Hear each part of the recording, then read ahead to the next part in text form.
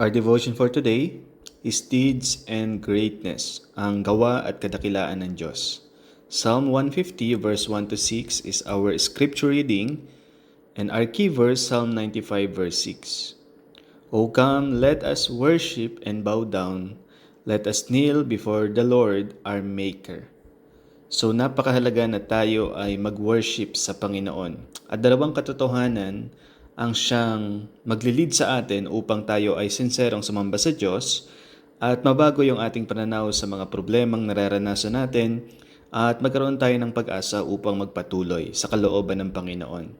In Psalm 150 verse 2, makikita po natin dito na sinabi ng psalmist that we need to praise God for His mighty acts. Ibig sabihin, purihin natin ang Diyos sa kanyang mga makapangyarihang gawa. So ang Diyos, nilikha niya ang langit at ang lupa, nilikha ka din ng Diyos, ipinadala niya yung kanyang bugtong na anak sa Jesus sa lupang ito upang batahin ang iyong mga kasalanan, upang ikaw ay magkaroon ng buhay na walang hanggan kung ikaw ay sasampalataya sa Kanya. At ikaw din ay kanyang pinuno ng banal na Espiritu Santo at yung kanyang habag at yung kanyang biyaya ay laging umaabot sa iyong mga pangangailangan. Ano man ang iyong mga pangangailangan. At marami pang iba.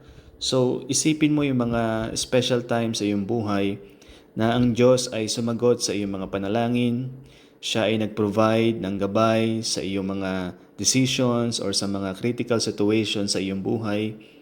Or isipin mo yung mga pagkakataong pinoteksyonan ka ng Diyos sa mga sitwasyon ikaw ay pwedeng masaktan, pwedeng manganib. So makita mo yung mga gawa ng Panginoon sa iyong buhay. At patuloy sa araw na ito, patuloy mong pasalamatan ang Diyos dahil siya ay patuloy na gumagawa sa iyong presenteng kalagayan, presenteng circumstances upang ito ay magkaroon ng isang positibong resulta in the future. Although ngayon, maaring nakikita mo na yun ay imposible, so what you need is to trust the Lord and to thank the Lord sa patuloy niyang paggawa sa iyong buhay.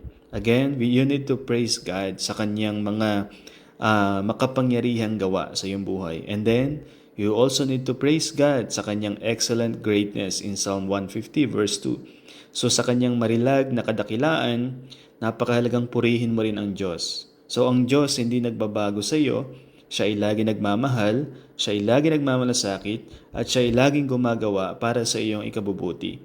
So napakahalagang tumayo kang matibay sa kapangyarihan ng Diyos, anuman yung mga bagyo na iyong pinagdadaanan. Naglaan ka ng panahon upang pasalamatan mo ang Diyos sa kung sino siya at ano yung mga ginawa niya sa iyong buhay at gaano kadakila ang pagkakilala mo sa Panginoong Diyos, ang Diyos na iyong kinikilala. So, napakahalaga na ma-realize mo na ang pagsamba sa Diyos ay isang paraan upang yung iyong mga problema ay ipagkatiwala mo sa kamay ng Diyos na makapangyarihan sa lahat.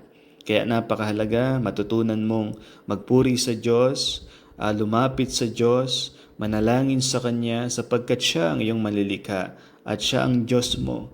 Siya ang pwede mong panghawakan, Siya ang pwede mong sandalan sa lahat ng iyong problema, sa lahat ng iyong pinagdadaanan. So, dalawang katotohanan ang dapat mong makita upang sincero mong sambahin ang Diyos. Una, yung Kanyang mga gawa. And then, ikalawa, yung Kanyang kadakilaan sa iyong buhay. Is that true, kapatid? Nakita mo ba yung mga makapangyarihang gawa ng Diyos sa iyong buhay? Yung maligtas pa lang ang iyong kaluluwa, isa na po yan sa patunay ng kadakilaan or makapangyarihang gawa ng Diyos. And then, nakita mo ba sa iyong buhay ang marilag na kadakilaan ng Diyos na lagi siya nagmamalasakit sa iyo? Lagi kanyang inaabot at lagi kanyang iniibig.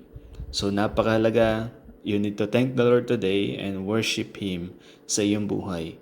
Let us pray. Our Father in heaven, salamat po sa inyong mga gawa at sa inyong kadakilaan sa aking buhay. Help me, Lord, to worship you with sincerity, O Diyos. And I pray ng mga salita nyo sa araw na ito na aking napakinggan ay maging gabay ko anuman ang aking mga problemang pagdaanan, O Diyos, na ako'y magkaroon ng pag-asang magpatuloy at gawin ang inyong kalooban. Dahil Lord, ako'y nagpupuri sa inyong mga gawa at sa inyong kadakilaan na inyong ipinakita sa aking buhay noon, ngayon, at sa mga darating na panahon, O Diyos. I praise you so much, O God, and help me, Lord, to worship you sa kung sino ka, O Diyos. Ito po ang aking dalangin sa pangalan ni Jesus. Amen.